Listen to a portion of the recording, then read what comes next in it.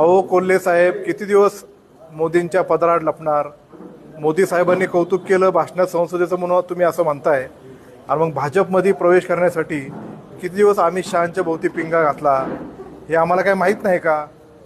आणि म्हणून एखादा खासदार निवडून गेल्यानंतर आपल्या मतदारसंघामध्ये किती उपस्थिती होती याचे 100 प्रश्न स्वतःला विचारा ना.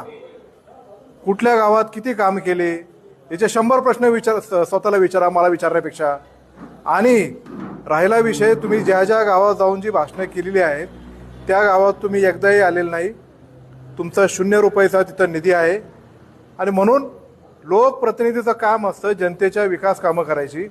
विकास कामं तर करायचीच नाही, इतर सगळ्या गोष्टीच्या गप्पा हाणायच्या. त्याला आता लोक भुलणार नाही की लोकांना बरेच बोलवण्याचं काम केले. लोकांना काम पाहिजे, लोकांना त्यांच्यामधला माणूस पाहिजे आणि त्यांच्या अडचणीला मदत करणारा धावून येणारा लोकप्रतिनिधी पाहिजे.